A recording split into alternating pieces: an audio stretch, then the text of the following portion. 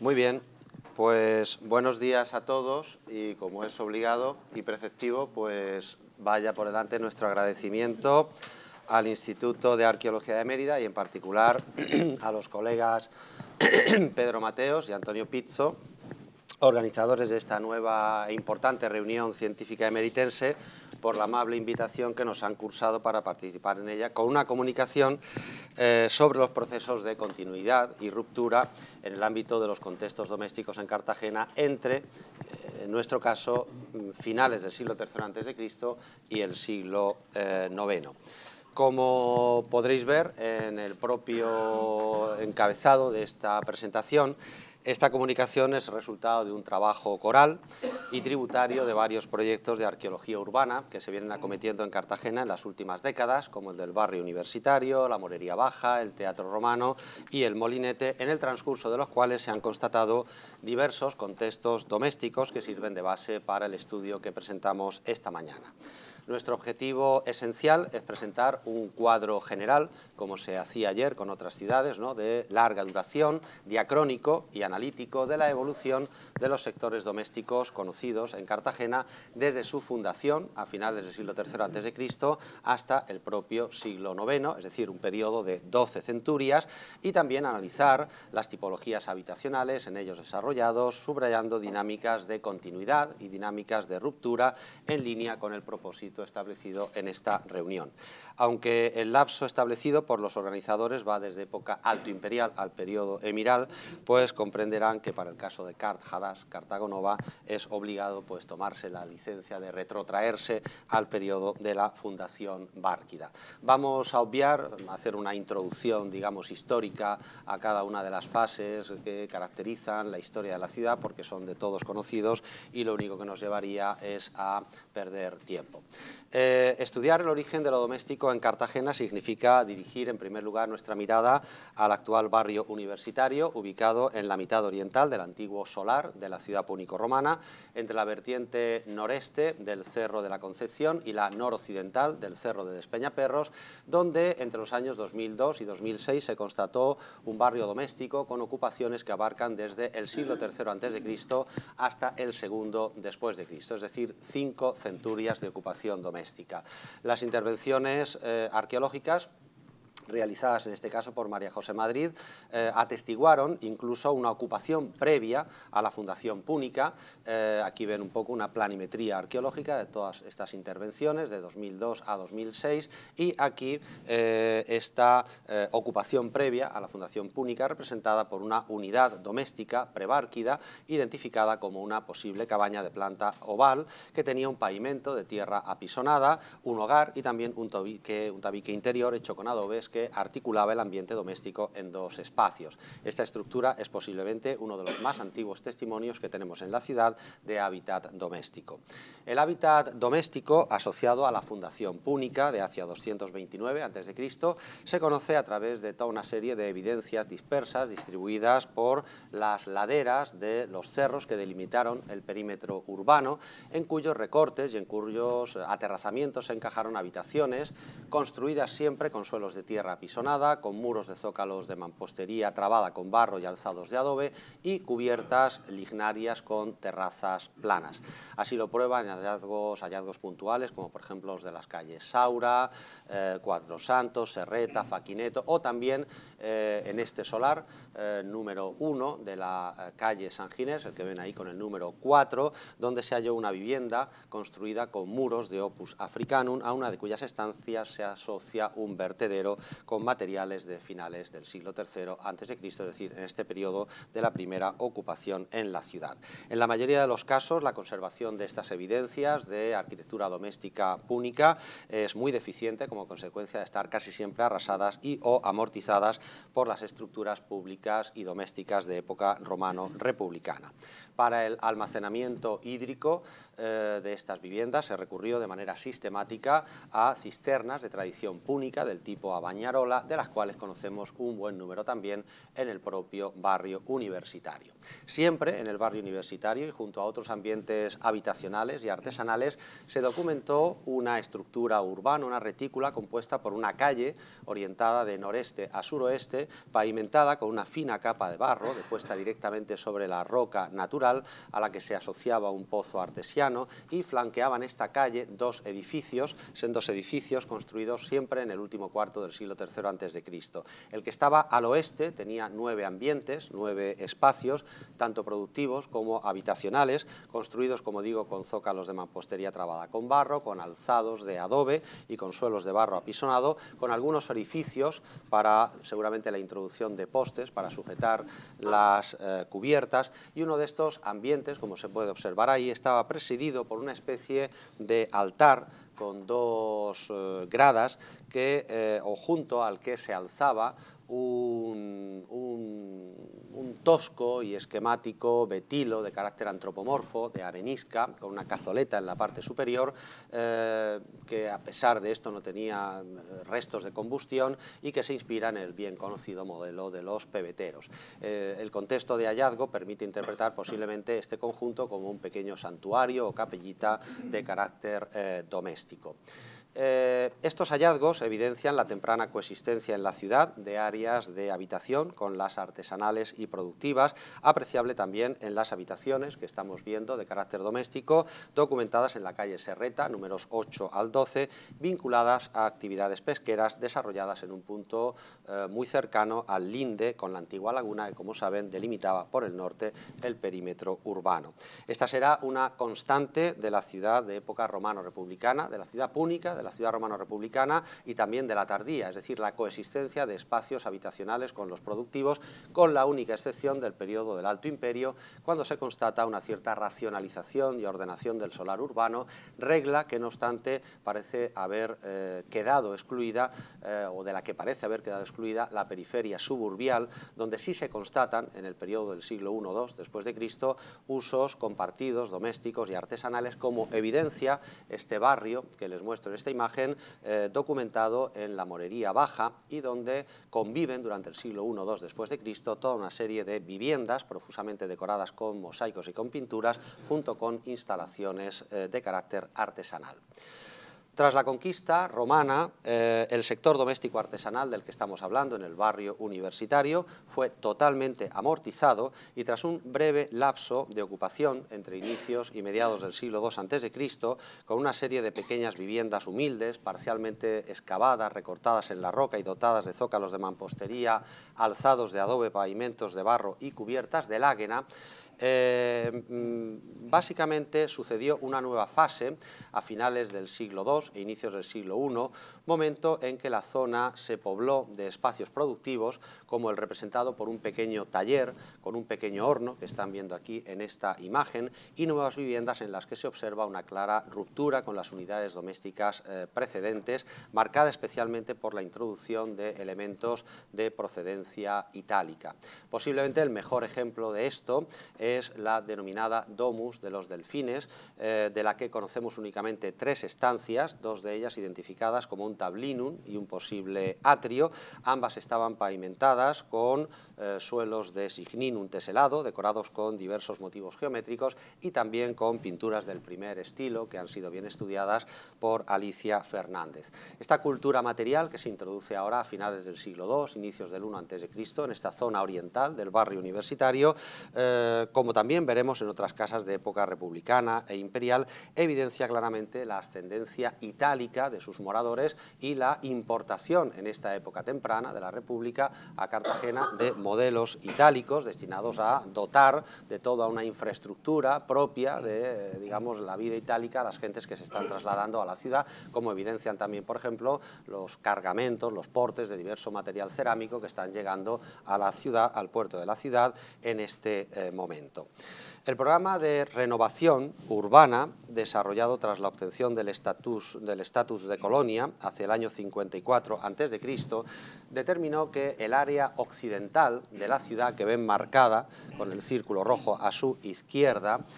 se reservara fundamentalmente al puerto comercial y a los equipamientos públicos de la colonia, aunque también, como veremos, con algunas significativas viviendas, y que la parte oriental, la que ven marcada con el círculo rojo a su derecha, se reservara fundamentalmente para el hábitat doméstico. Siempre permaneciendo en este barrio universitario del que estamos hablando, el Floruit urbano de época Augustea y de época Julio-Claudia, del siglo I después de Cristo, se materializó en un barrio de viviendas de nueva planta que amortizó por completo el precedente barrio republicano y por una renovación de la trama urbana que aquí se ha caracterizado en la constatación de 5 cardos y 5 decumanos. Las nuevas viviendas que se construyen en esta época se caracterizan por sus enormes dimensiones, por su gran extensión, por ocupar ínsulas completas y también por su importante decoración musiva y también arquitectónica y musiva. Se han además constatado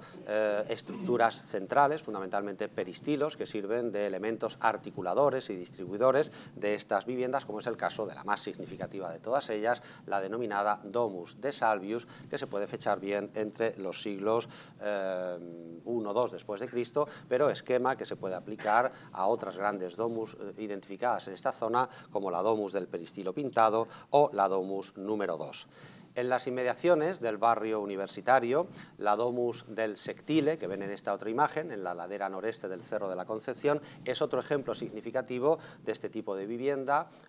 del siglo I, dotada de peristilo, sin duda ligada a las élites urbanas con capacidad de adquirir grandes extensiones de terreno y sufragar el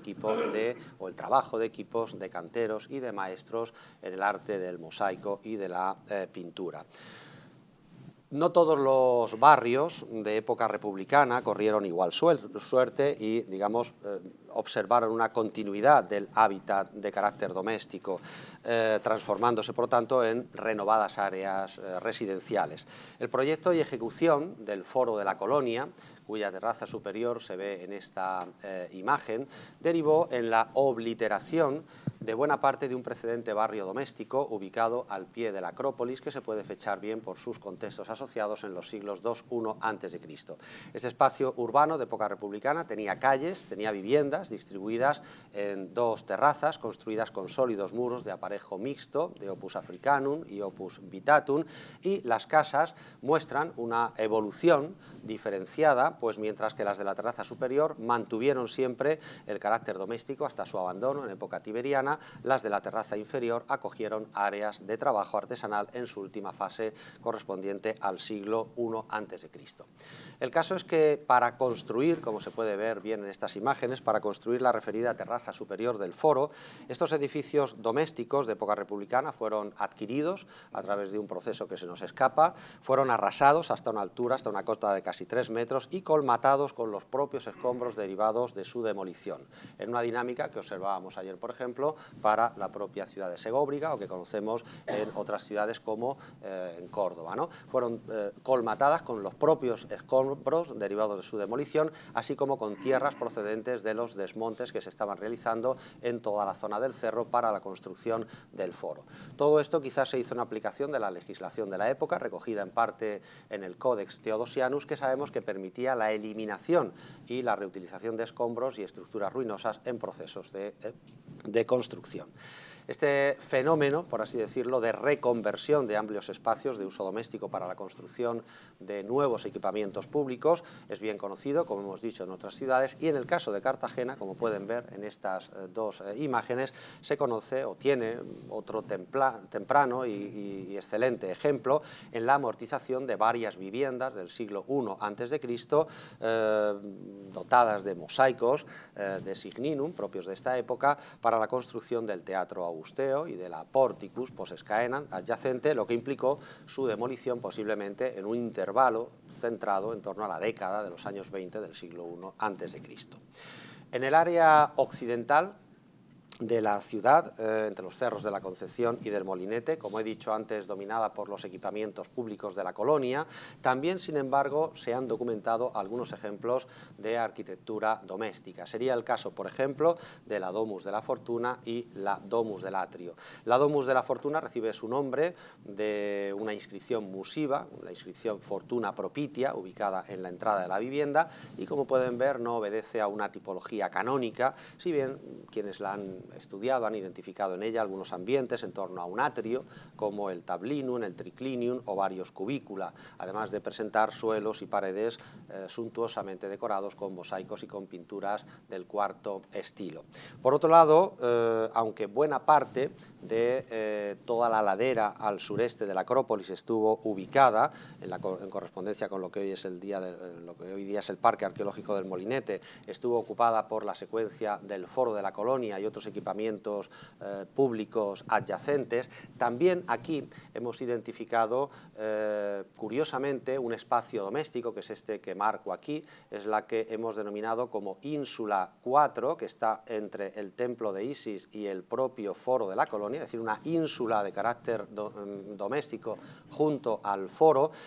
donde se han identificado hasta un total de tres domus, tal y como se ve aquí en este dibujo, tres domus dispuestas en otras tantas terrazas. En la casa más meridional, que es la que ven más hacia la parte baja de la diapositiva, se ha identificado parte del atrio de la casa y de su decoración pictórica. De la más septentrional, llamada Domus del Larario, se conoce una pequeña habitación con un larario de carácter doméstico, y entre estas dos casas, la central, que hemos denominado como Domus del Atrio, se ha excavado durante este año, aproximadamente en un 50%, y como ven se articulaba en torno a un atrio tetrástilo con escalera que funcionaba como espacio distribuidor, y en torno a él se han identificado hasta un total de 7 ambientes, de los cuales algunos se han podido identificar. Por ejemplo, esta estancia que ven aquí, la número 7, se ha identificado como un posible tablinum decorado con un pavimento de signinum con teselas, todo ello con un dibujo, digamos, de carácter geométrico. Se ha identificado, como digo, como un tablinum y con un espacio adyacente que podría haber ejercido la labor de larario doméstico. Esta domus es importante porque se ha podido fechar desde el punto de vista arqueológico, desde el punto de vista estratigráfico. En sus contextos de cimentación aparecen elementos fechantes de terra sigillata marmorata, que hoy día, por los últimos estudios, sabemos que se puede fechar bien, ¿no?, entre época de, digamos, época Flavia, época de Trajano, y esa debe ser el momento de fundación de esta casa adyacente al foro. A mediados del siglo II después de Cristo, la urbe comenzó a experimentar las consecuencias del agotamiento de sus fuentes de riqueza, la incapacidad inversora de sus élites, la crisis demográfica, y todo esto pues genera un proceso de recesión económica y de sistemático declive, y todo ello desemboca en una progresiva, por así decirlo, recesión del solar urbano, muy significativa, ¿no?, con esta imagen de cómo estaba el barrio universitario hace 15 años. Algo así poco a poco debió ser el sector de la ciudad hace aproximadamente 1800 años. Este sector poco a poco se va abandonando a lo largo de los siglos II, III después de Cristo. La ciudad perdió prácticamente 2/3 partes de su superficie y su población se centró fundamentalmente en el área occidental entre el puerto y los cerros del Molinete y de la Concepción. Los barrios residenciales de la parte oriental, los que hemos visto en la zona del barrio universitario, fueron abandonados, como evidencia el abandono generalizado de las viviendas augusteas, y ya en el siglo III estaban totalmente cubiertos por capas de limos procedentes de la propia disolución de los derrumbes de sus alzados. Las domus conocidas del sector occidental también se abandonaron en el marco de la recensión del siglo II e inicios del III, pero al igual que la última fase de refacción que hemos documentado en el edificio del atrio en el 218 después de Cristo, o al igual que las nuevas fases edilicias del foro en el siglo III, permiten observar que hay una cierta perduración de la vida pública y urbana, al menos en el centro de la colonia. También, hasta bien entrado el siglo III, esta zona del Molinete ofrece datos de interés sobre ambientes domésticos en esta centuria. Así, esta casa que hemos visto antes, la Domus del Atrio, experimenta en esta época una pequeña reforma consistente en la construcción en el atrio tetrástilo de un pequeño murete bajo entre las columnas, con sus caras pintadas de blanco, con una decoración de fondo blanco en algunas de sus habitaciones, que se puede fechar bien a inicios del siglo III, y más tarde, en un momento indeterminado de esta centuria, otra reforma afecta a la habitación 3, que ven en la parte de arriba de la ortofoto de la izquierda. Se abrió esa habitación a la calle a través de un amplio vano y se le dotó de una pileta de agua, transformándose en un ambiente que hemos denominado, que hemos interpretado como una suerte de establo, como una especie de cuadra. Ignoramos realmente el momento en que dejó de estar ocupada esta vivienda, puesto que no se han documentado niveles de abandono, pero sí se ha podido fechar a través del material cerámico de los niveles de colapso, el colapso de este edificio a inicios del siglo IV después de Cristo. Por su parte, el adyacente edificio del atrio, que estaba ubicado junto al santuario de Isis y que había sido construido en el siglo I, en época Flavia, como posible escola del adyacente, como digo, santuario isíaco, también ofrece datos premonitorios sobre otro fenómeno que se va a dar en época tardía, que es la instalación de unidades domésticas en edificios públicos altoimperiales. A partir de un momento indeterminado, hacia mediados del siglo III, el complejo se transformó en una suerte de casa de vecinos, que acogió varias unidades domésticas. La transformación del edificio se observa, digamos, en la pérdida de cohesión estructural. Se pasa de una unidad orgánica a una unidad integrada por varias unidades independientes, en las que hay una serie de espacios comunes, como pueden ser las fauces de acceso al edificio o el propio atrio, que ahora se convierte en un patio comunal con, digamos, el pozo para la obtención del suministro hídrico, ¿no? En la planta baja, las antiguas aulas del edificio, que eran aulas enormes, de casi 80 metros cuadrados, mantuvieron, digamos, su configuración rectangular, la configuración rectangular de la fase anterior, pero compartimentadas en pequeños ambientes mediante pequeños tabiques. Por ejemplo, en el caso de las dos pequeñas estancias situadas en la denominada casa número 2, pues, como se puede ver aquí, con muros, con zócalos de una hilada, de una única hilada, de bloques de piedra de muy variado tamaño, trabados con barro e incrustados directamente en el propio suelo. La construcción de hogares, o la dotación de hogares en estos espacios, es el elemento, digamos, más significativo, que claramente está evidenciando la transformación de estos espacios en ambientes de uso doméstico. En definitiva, en las casas 2 y 4 hemos documentado sendas cocinas, y también en la casa número 1 se identificó uno de estos hogares, y también algunas actividades de molienda y almacenaje, junto con un enorme almacén anfórico de un total de 16 ánforas de procedencia africana, que también sugieren interpretar este espacio no solo como un ámbito, digamos, doméstico, sino también un espacio de almacenaje o de un determinado tipo de carácter, digamos, comercial. En esta casa, además, y esto es muy interesante, se hallaron enormes acumulaciones de objetos metálicos que se pueden fechar perfectamente en el siglo I, en el siglo II después de Cristo, entre los que se distinguen sartenes, candelabros, bisagras de muebles, cuchillos, navajas,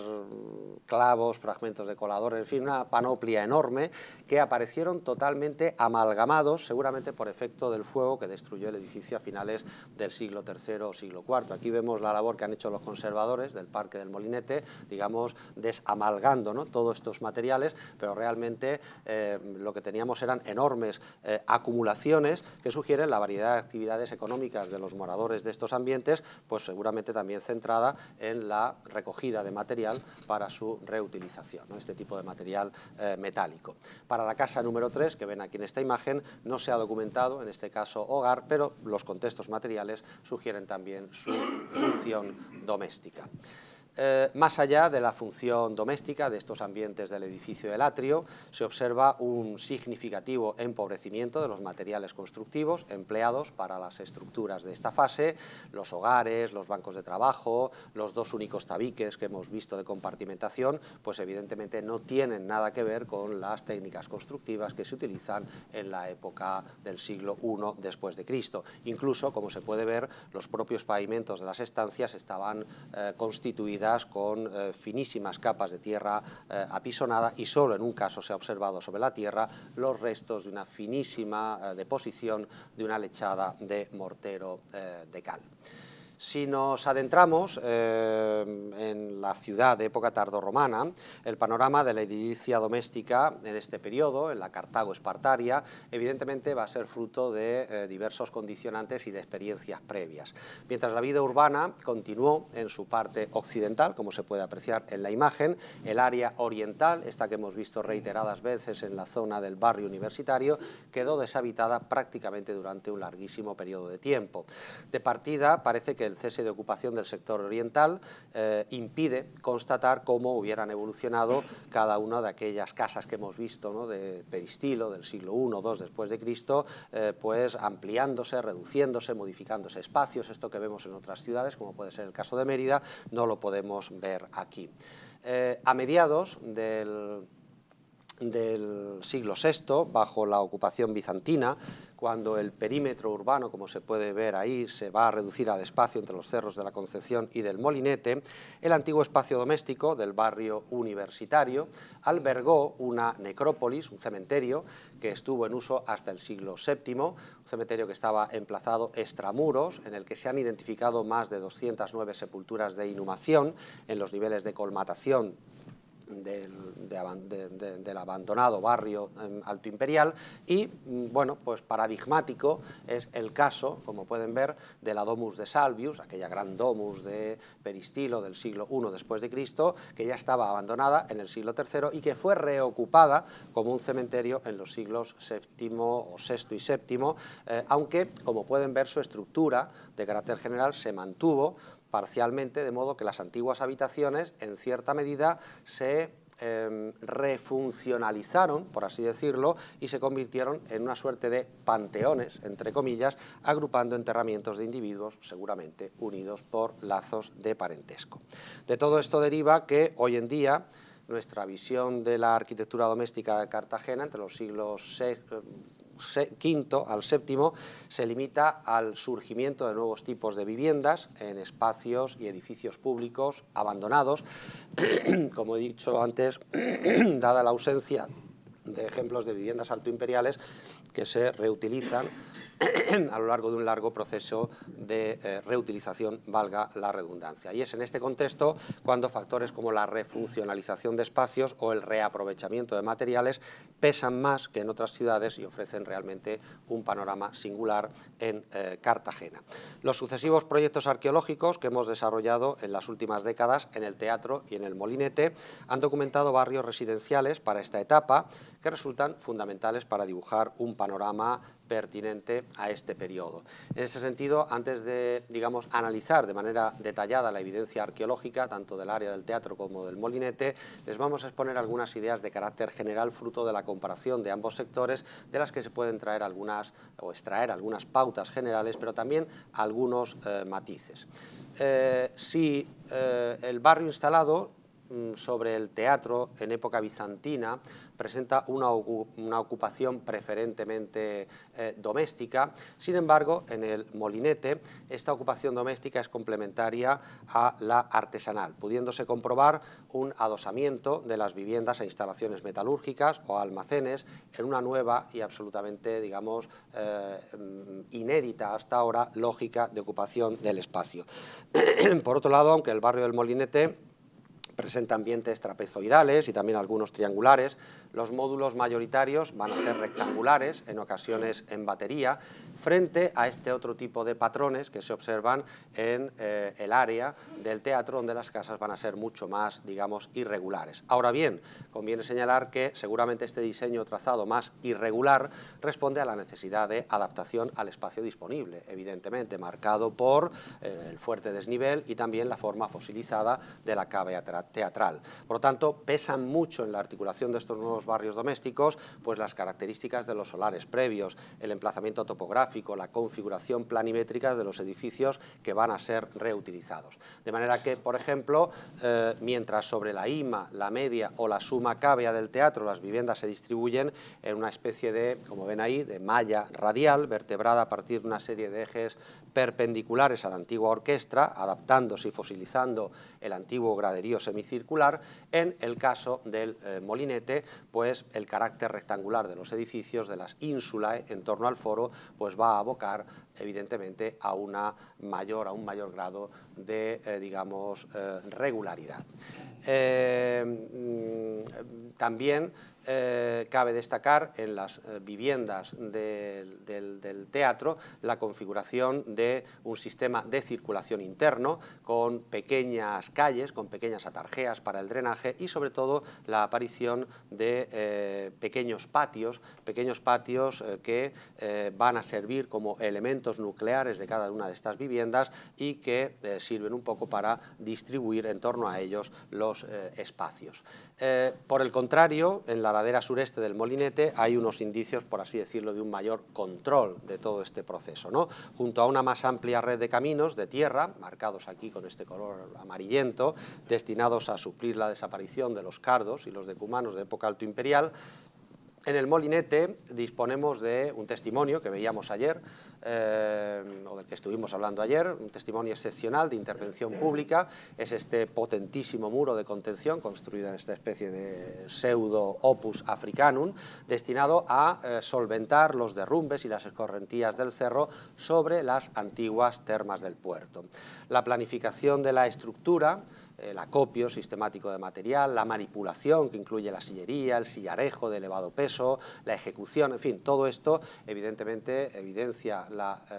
enorme complejidad técnica de la obra, que delata una mano de obra especializada y evidentemente pues el diseño, la ejecución, la envergadura, la función de esta enorme construcción pues denota además una autoridad, digamos un comitente público que para lo que aquí interesa pues plasma una neta diferencia entre la arquitectura pública que estamos viendo y la arquitectura de carácter privado, que no tiene nada que ver, ¿verdad? En el caso de esta última, de la arquitectura privada, el patrón constructivo sí es común en ambos barrios: zócalos de piedra trabada con barro, alzados de adobe con cubiertas de pizarra y colañas de madera. Los pavimentos siempre de tierra batida y los umbrales o las piezas de esquina pues suelen ser siempre material reutilizado.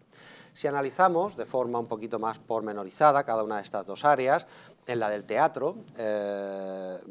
digamos, cuando a finales del siglo V se abandona el Macellum, que se construye sobre la orquestra, los sucesivos barrios que se van a desarrollar aquí van a ir plegándose a las estructuras del edificio, como aquí podemos observar perfectamente, como el barrio pues está perfectamente acondicionado, ocupando ese espacio semicircular de la antigua cavea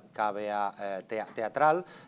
Vemos perfectamente cómo los zócalos de estas distintas habitaciones de carácter doméstico del barrio bizantino se amoldan perfectamente a la estructura de los diferentes sectores del graderío,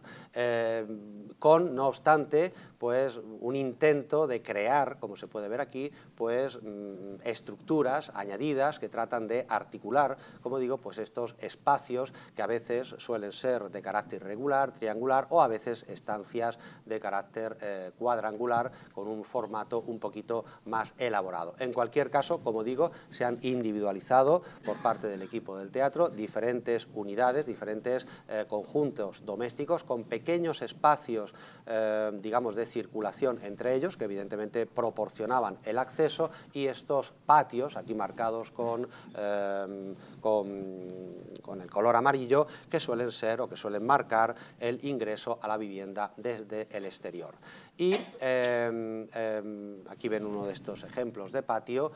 con una atarjea central y, digamos, la distribución de ambientes a derecha e izquierda. Y frente a este panorama que ofrece el teatro tendríamos el barrio recreado aquí con esta recreación 3D de lo que sería la antigua zona pública al pie de la Acrópolis, donde lo que se observa claramente pues, es digamos, la existencia de esos grandes edificios altoimperiales, en buena parte ya arruinados, en buena parte obliterados, pero cuyas crestas de los muros todavía marcaban, digamos, los límites espaciales donde se fue encajando toda esta trama de pequeños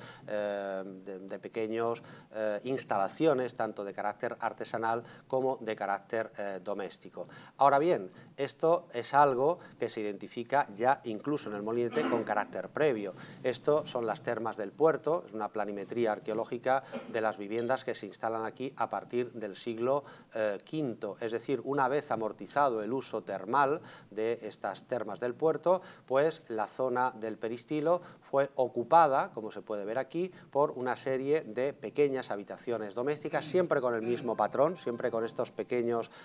zócalos de piedra, con los alzados de adobe, pequeñas viviendas que se pueden fechar bien en el siglo V y que, como se puede observar, pues están evidenciando la reocupación de un espacio público importante del siglo I al III en este periodo del siglo V. Algo similar se ve en el adyacente edificio templo de Isis, ¿no? Aquí vemos la ortofotografía y la planimetría regularizada del santuario isíaco, que es abandonado en un momento indeterminado del siglo III y que ya en el siglo IV está ocupado por una serie de talleres, una serie de instalaciones de carácter artesanal para fabricar vidrio y para fabricar hierro, forja de hierro, donde junto con las instalaciones artesanales se mezclan también algunos elementos de carácter doméstico, ¿no? Junto, por ejemplo, al podio del antiguo templo se ubican algunos pequeños compartimentos que claramente debían tener una función de carácter doméstico. Y ya, como digo, en la propia época bizantina, pues este barrio del público de la ciudad altoimperial queda literalmente amortizado por unos enormes niveles de colmatación sobre las que se desarrollan este nuevo entramado de pequeñas instalaciones de carácter, como digo, muy regular, rectangular, cuadrangular, que responden a una especie de, digamos, diseño preconcebido, donde junto con las instalaciones de carácter doméstico se mezclan estos otros ámbitos, como este que les muestro, esta habitación colmatada de ánforas, un total de, si no recuerdo mal, 12 o 13 ánforas que se pueden fechar muy bien, están todas destruidas, con ese nivel mágico que tenemos en Cartagena, que corresponde a la destrucción de los vándalos de en torno al 625 después de Cristo. También el edificio del atrio en esta época fue reocupado. Esta imagen la veíamos también ayer, es la crujía suroriental del edificio, convertida ahora en el siglo V en una zona de tabernae, seguramente de carácter portuario, pero en la parte de atrás, pues de nuevo se introducen en el siglo V diversos ambientes de carácter doméstico asociados sistemáticamente, esto lo veíamos ayer, a vertederos. Si no recuerdo mal, no me acuerdo ahora del animal, pero en uno de estos vertederos, en el atrio, creo que había un burro. Era un burro, creo. Entonces, bueno, al final cabe pensar el ambiente que debía ser en el siglo V, estar pasando por ese atrio, cogiendo agua, metiéndote a tu casa y con un burro muerto allí. Sí, pero es lo que había, ¿no? Es lo que había. Y un poco una imagen de este área del Molinete con esa sombra, digamos, que representan los antiguos edificios altoimperiales, donde, como digo, se van encajando toda esta serie de instalaciones artesanales y domésticas. Y por último, digamos, para terminar, una pequeña consideración respecto al hábitat emiral en la ciudad. Realmente el hábitat emiral del siglo IX solo se ha documentado en la parte superior del teatro. Es una incógnita todavía cómo se produce, digamos, la transición del siglo, de mediados del siglo VII al siglo IX en Cartagena, ninguna fuente, ningún dato escrito, ninguna alusión en el pacto de Teodomiro, nada, no sabemos nada de Cartagena en esta época, sabemos que la ciudad es destruida. Más allá del debate, de la discusión, que a mí se me escapa un poco, sobre si los contextos cerámicos se pueden llevar más allá de la fecha de la destrucción, ¿verdad? Estas pequeñas polémicas sobre si llevamos 20 años más arriba o más abajo las cronologías de determinados contextos, lo cierto y verdad es que digamos que hacia el 700, 650 hasta el siglo IX, Cartagena queda fuera del panorama que ofrecen otras fuentes para el sureste hispano y va a ser en el siglo IX cuando en la parte superior, en la cuarta praecintio del teatro, como ven aquí, aparecen una serie de pequeños niveles, como se puede ver aquí, como digo, entre la cuarta praecintio y la parte de la porticus in summa gradatione, pequeñas instalaciones de carácter doméstico, pequeñas viviendas que se fechan bien, como digo, en este siglo IX, que están en curso de estudio por Martín Guillermo. Este va a ser digamos, el trabajo de su tesis doctoral, en ello está. Aquí les muestro algunas imágenes que el otro día él me proporcionó de estas viviendas con unos contextos igualmente, digamos, pobres, con pozos ciegos, en fin, la misma dinámica que veíamos ayer, con contextos, digamos, cerámicos que se pueden fechar muy bien en este periodo y que nos están dibujando pues lo que va a ser el origen, digamos, de esa Cartagena bajo medieval de los siglos XII, XIII después de Cristo, organizada en torno al Cerro de la Concepción. En fin, como ven, un panorama diacrónico que es complejo, que es abultado, que desde el siglo III a.C. al siglo IX nos lleva a través de una serie de múltiples fenómenos, de sucesivas reocupaciones de espacios, de amortizaciones, de fundaciones de espacios nuevos donde antes había ambientes públicos, en fin, dinámicas muy complejas, lógicas, normales, en una ciudad que tiene en este periodo en el que estamos hablando 12 siglos de historia muy compleja, muy potente y bueno, pues dinámicas que esperamos poder un poco matizar pues un poquito mejor para la publicación y que también están siendo objeto de estudio de un proyecto, parte de un proyecto internacional en el que otros colegas que están aquí están participando, que es el proyecto Atlas, que dirige la profesora Sabine Pazran, y donde también pues toda esta serie de cuestiones de lo doméstico en la ciudad, sobre todo en época tardía, serán convenientemente analizadas. Y por nuestra parte nada más, muchísimas gracias. Muchas gracias, José Miguel. Vamos con un poquito de retraso, pero hacemos ahora la pequeña discusión y luego la de la siguiente, o prefiere la organización juntarlas, ¿no? Bueno, pues en ese caso abriremos un turno de debate. Yo creo que el análisis de Cartagena ya plantea algunas cuestiones interesantísimas para el objeto de este estudio, como el condicionamiento topográfico, la promiscuidad entre espacios domésticos y artesanales, los procesos de empobrecimiento, que no tienen que ser necesariamente de época visigoda, sino en distintas fases de la ciudad, cómo se gestiona la reutilización la refuncionalización de los espacios públicos, que es un elemento muy interesante, sea en el tercero, en el cuarto que en el quinto, y las dinámicas de empobrecimiento. En fin, ha habido una serie de cuestiones, el concepto de destrucción, que creo que hacen la panoplia y han tratado todos los temas. En este sentido, enhorabuena. No sé si los colegas quieren intervenir, comentar, discutir, aplaudir, no sé, lo que quieran. Te veía, Paula Botello. Yo reconozco que soy un poco pesado con algunos temas y el del siglo IV en Cartagena es uno de mis preferidos. Quisiera saber si hay alguna novedad al respecto de este vacío que solía haber antes. No sé si sigue habiendo un vacío. Pues de esto va a hablar mejor Victoria, porque acaba de defender su tesis sobre este tema, pero Ya le pregunté también a usted. Pero entonces lo que me quiere es pillar en un renuncio.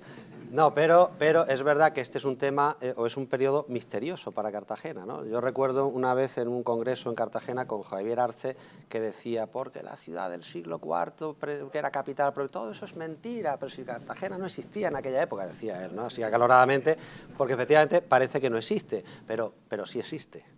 Y en el molinete la hemos encontrado. Sí, del siglo IV no tenemos demasiada información.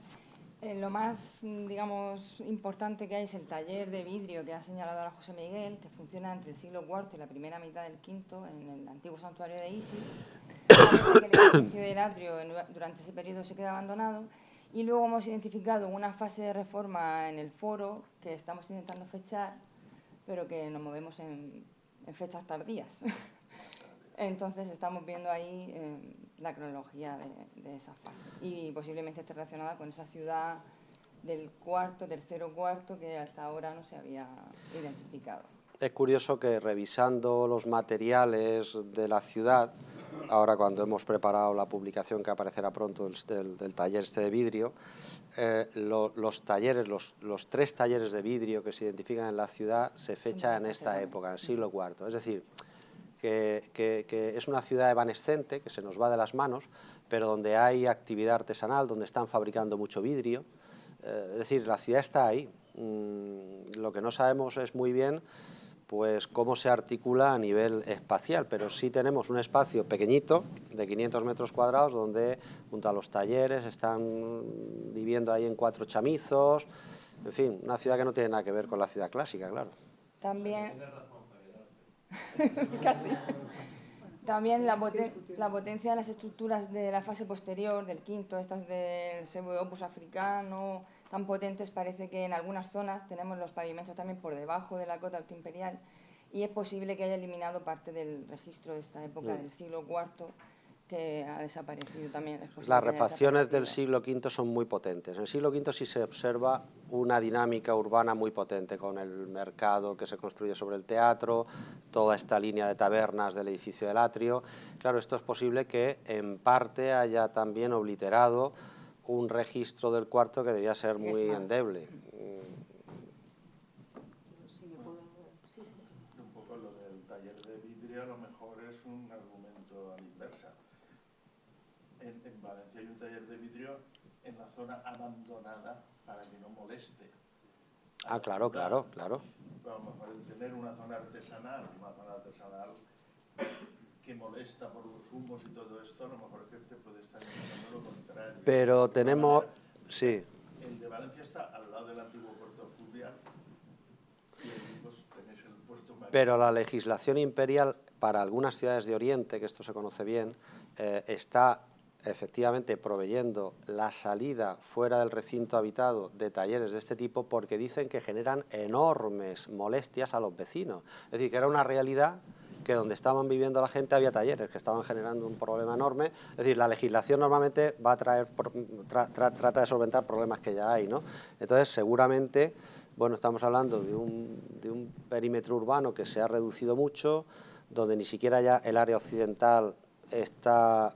poblada con un hábitat doméstico en sí, sino que es toda una cosa donde se mezcla todo, ¿no? Lo doméstico, lo artesanal, y donde seguramente, pues claro, vivir debía ser más que lamentable, ¿no? O sea, ya te digo, con animales muertos por allí, con el humo de los talleres, con tal, pero bueno, es otro mundo. Como vivir en el Calcarario en Roma en el siglo VIII, y nadie discute la condición urbana de Roma. Yo, si me puedo dar la palabra a mí misma,